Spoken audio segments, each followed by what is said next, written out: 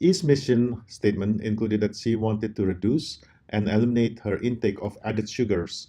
Thus, she could improve her overall long-term health goals of eating less processed foods and feeling better and more energized after her meals and snacks. She had hoped to make it more realistic by doing it only on weekdays. In the weekends, she would typically go out with her friends, and having meals and snacks that are limited would be difficult. Week two was more challenging. Cutting sugars had been more tough. She used Bite Snap, and it was motivating to see the pictures like all that came all together. It gave her those little wins. However, she noticed that she has this tendency to forget to log the food that she was not so proud of eating. It might be the psychology of social media that unconsciously told her to only present the best parts of her day. But even so, the bite snap motivated her to eat healthier overall. So, in week three, E found that cutting added sugars completely was actually not sustainable because she actually have a very sweet tooth. She decided to find lower sugar alternatives like dark chocolate and sparkling water that took place of the more sugary foods and drinks.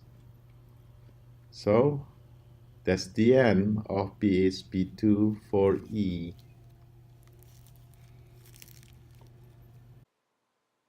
Roy's mission statement was to restore fitness, especially cardiovascular fitness, with increased physical activities to build up endurance and, in the long term, to lose weight. During the second PHP, Roy wanted to continue his walking and, if possible, do even more, like jogging. In addition, he wanted to make walking into a habit. As such, he focused to develop alternative ways to walk. He was concerned about the inability to walk when he became even more busy. Thus, in addition to listening, he decided to walk at nighttime, and also decided to start reading while walking on the treadmill on his iPad. He helped to walk along with friends. The social support has been amazing and has done tremendous things for him. While he has been able to walk more and more, he had a minor setback. He was in Chicago to give an endowed lectureship from the American Society of Gastrointestinal Endoscopy. This event caused him to sleep few hours on Friday and Sunday. As a result, his exercise went haywire. From this, he gained a couple of insights from his trip. He needed to learn to rest his mind more, and able to sleep better. For this, during the last phase of the course, he started to use OMG Meditate in order to start calming his mind. He needed to continue to make walking into a lifelong habit, and he's still continuing this effort with the integration of the OMG Meditate to increase his hours of sleep.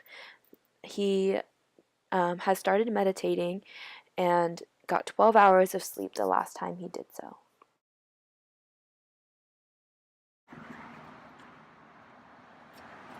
This is awesome.